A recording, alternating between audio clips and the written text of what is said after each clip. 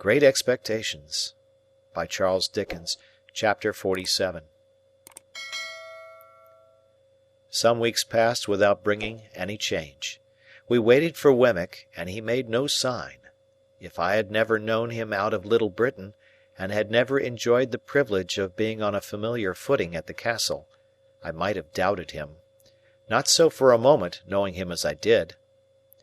My worldly affairs began to wear a gloomy appearance, and I was pressed for money by more than one creditor. Even I myself began to know the want of money.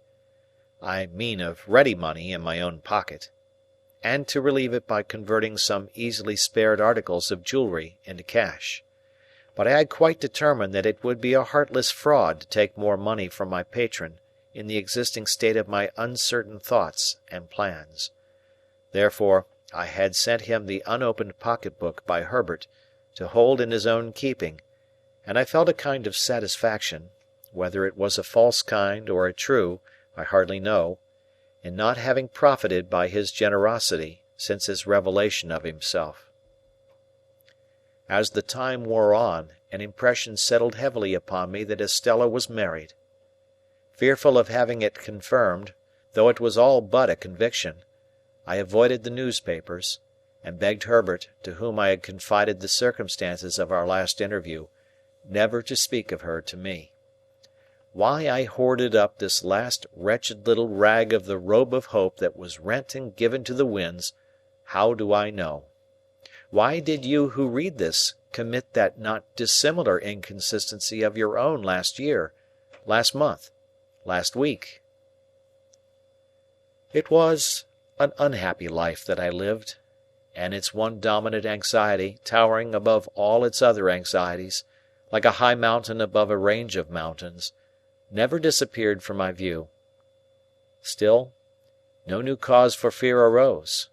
Let me start from my bed as I would, with the terror fresh upon me that he was discovered, let me sit listening as I would with dread for Herbert's returning step at night, lest it should be fleeter than ordinary, and winged with evil news.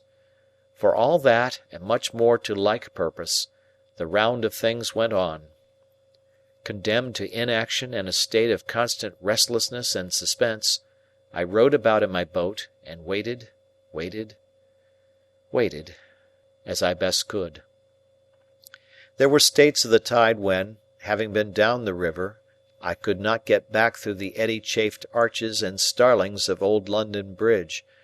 Then, I left my boat at a wharf near the custom-house, to be brought up afterwards to the Temple stairs. I was not averse to doing this, as it served to make me and my boat a commoner incident among the waterside people there. From this slight occasion sprang two meetings that I have now to tell of. One afternoon, late in the month of February, I came ashore at the wharf at dusk. I had pulled down as far as Greenwich with the ebb tide, and had turned with the tide. It had been a fine, bright day, but had become foggy as the sun dropped, and I had had to feel my way back among the shipping pretty carefully.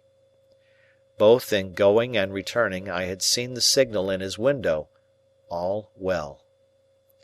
As it was a raw evening and I was cold, I thought I would comfort myself with dinner at once, and as I had hours of dejection and solitude before me if I went home to the Temple, I thought I would afterwards go to the play. The theatre where Mr. Wopsle had achieved his questionable triumph was in that waterside neighbourhood (it is nowhere now), and to that theatre I resolved to go. I was aware that Mr. Wopsle had not succeeded in reviving the drama, but on the contrary had rather partaken of its decline. He had been ominously heard of, through the playbills, as a faithful black, in connection with a little girl of noble birth, and a monkey; and Herbert had seen him as a predatory Tartar of comic propensities, with a face like a red brick, and an outrageous hat all over bells. I dined at what Herbert and I used to call a geographical chop-house, where there were maps of the world in porter-pot rims on every half-yard of the tablecloths, and charts of gravy on every one of the knives. To this day, there is scarcely a single chop-house within the Lord Mayor's dominions which is not geographical. and wore out the time in dozing over crumbs, staring at gas, and baking in a hot blast of dinners. By and by I roused myself and went to the play. There I found a virtuous boatswain in His Majesty's service, a most excellent man, though I could have wished his trousers not quite so tight in some places, and not quite so loose in others, who knocked all the little men's hats over their eyes, though he was very generous and brave, and who wouldn't hear of anybody's paying taxes, though he was very patriotic. He had a bag of money in his pocket, like a pudding in the cloth, and on that property married a young person in bed furniture, with great rejoicings, the whole population of Portsmouth, 9 in number at the last census, turning out on the beach to rub their own hands and shake everybody else's, and sing "Fill, fill." A certain dark-complexioned swab, however, who wouldn't fill, or do anything else that was proposed to him, and whose heart was openly stated, by the boatswain, to be as black as his figurehead, proposed to 2 other swabs to get all mankind into difficulties, which was so effectually done, the swab family having considerable political influence, that it took half the evening to set things right, and then it was only brought about through an honest little grocer with a white hat, black gaiters, and red nose, getting into a clock with a gridiron and listening, and coming out, and knocking everybody down from behind with the gridiron whom I couldn't confute with what he had overheard. This led to Mr. Wopsle's, who had never been heard of before, coming in with a star and garter on, as a plenipotentiary of great power direct from the Admiralty, to say that the swabs were all to go to prison on the spot, and that he had brought the boatswain down the Union Jack, as a slight acknowledgment of his public services. The boatswain, unmanned for the first time, respectfully dried his eyes on the Jack, and then cheering up, and addressing Mr. Wopsle as "Your Honour," solicited permission to take him by the fin. Mr. Wopsle, conceding his fin with a gracious dignity, was immediately shoved into a dusty corner, while everybody danced a hornpipe, and from that corner, surveying the public with a discontented eye, became aware of me. The second piece was the last new grand comic Christmas pantomime, in the first scene of which it pained me to suspect that I detect Mr. Wopsle with red worsted legs under a highly magnified phosphoric countenance and a shock of red curtain fringe for his hair, engaged in the manufacture of thunderbolts in a mine, and displaying great cowardice when his gigantic master came home, very hoarse, to dinner. But he presently presented himself under worthier circumstances, for, the genius of youthful love being in want of assistance, on account of the parental brutality of an ignorant farmer who opposed the chance of his daughter's heart by purposely falling upon the object, in a flour sack, out of the first-floor window, summoned a sententious enchanter, and he, coming up from the antipodes rather unsteadily, after an apparently violent journey, proved to be Mr. Wopsle in a high-crowned hat, with a necromantic work in 1 volume under his arm. The business of this enchanter on earth being principally to be talked at, sung at, butted at, danced at, and flashed at with fires of various colours, he had a good deal of time on his hands, and I observed with great surprise that he devoted it to staring in my direction as if he were lost in amazement. There was something so remarkable in the increasing glare of Mr. Wopsle's eye, and he seemed to be turning so many things over in his mind, and to grow so confused, that I could not make it out. I sat thinking of it long after he had ascended to the clouds in a large watch-case, and still I could not make it out. I was still thinking of it when I came out of the theatre an hour afterwards, and found him waiting for me near the door. "How do you do?" said I, shaking hands with him as we turned down the street together. "I saw that you saw me." "Saw you, Mr. Pip?" he returned. "Yes, of course I saw you. But who else was there?" "Who else?"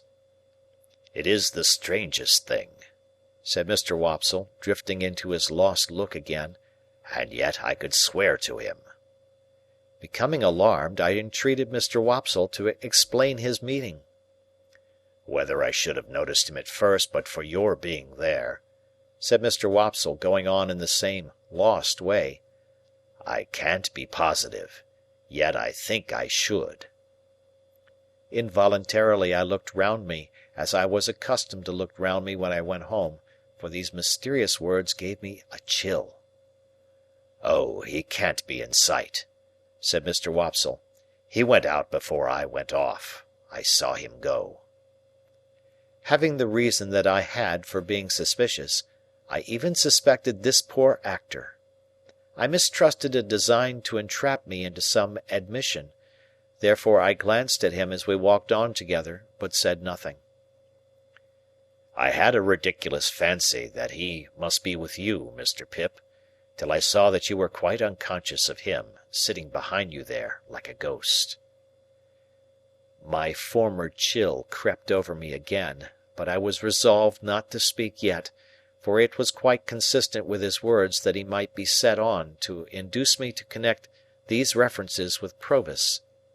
Of course, I was perfectly sure and safe that Provis had not been there. "I dare say you wonder at me, Mr. Pip. Indeed, I see you do. But it is so very strange. You will hardly believe what I am going to tell you. I could hardly believe it myself, if you told me." "Indeed?" said I. "No, indeed. Mr. Pip, you remember in old times a certain Christmas day when you were quite a child, and I dined at Gargery's, and some soldiers came to the door to get a pair of handcuffs mended?" "I remember it very well." "And you remember that there was a chase after two convicts, and that we joined in it, and that Gargery took you on his back, and that I took the lead, and you kept with me as well as you could?" "I remember it all very well." Better than he thought, except the last clause. "And you remember that we came up with the two in a ditch, and that there was a scuffle between them, and that one of them had been severely handled and much mauled about the face by the other?" "I see it all before me." "And that the soldiers lighted torches, and put the two in the centre, and that we went on to see the last of them, over the black marshes, with a torchlight shining on their faces. I am particular about that, with the torchlight shining on their faces, when there was an outer ring of dark night all about us?" "Yes," said I. "I remember all that." "Then, Mr. Pip, one of those two prisoners sat behind you to-night. I saw him over your shoulder." Steady, I thought. I asked him then, "Which of the two do you suppose you saw?" "The one who had been mauled," he answered readily, "and I'll swear I saw him. The more I think of him, the more certain I am of him." "This is very curious," said I, with the best assumption I could put on of its being nothing more to me. "Very curious indeed." I cannot exaggerate the enhanced disquiet into which this conversation threw me, or the special and peculiar terror I felt at Compeyson's having been behind me, like a ghost. If he had ever been out of my thoughts for a few moments together since the hiding had begun, it was in those very moments when he was closest to me, and to think that I should be so unconscious and off my guard, after all my care, was as if I had shut an avenue of 100 doors to keep him out, and then had found him at my elbow. I could not doubt either that he was there, because I was there, and that, however slight an appearance of danger there might be about us, danger was always near and active. I put such questions to Mr. Wopsle as, "When did the man come in?" He could not tell me that. He saw me, and over my shoulder he saw the man. It was not until he had seen him for some time that he began to identify him, but he had from the first vaguely associated him with me, and known him as somehow belonging to me in the old village time. How was he dressed?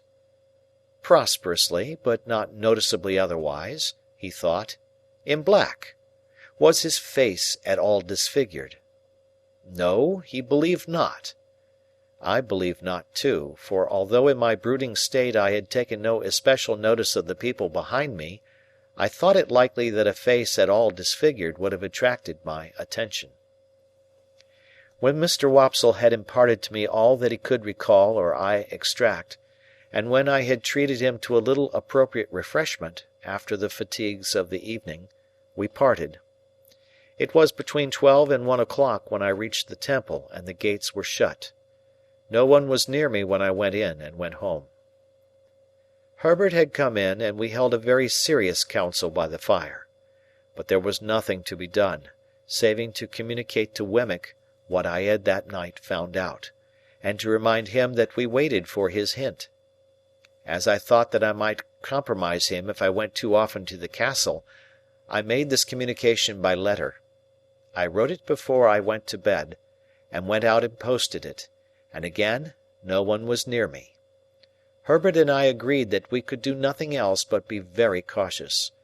And we were very cautious indeed, more cautious than before, if that were possible, and I for my part never went near Chinks Basin, except when I rowed by, and then I only looked at Mill Pond Bank as I looked at anything else. End of chapter.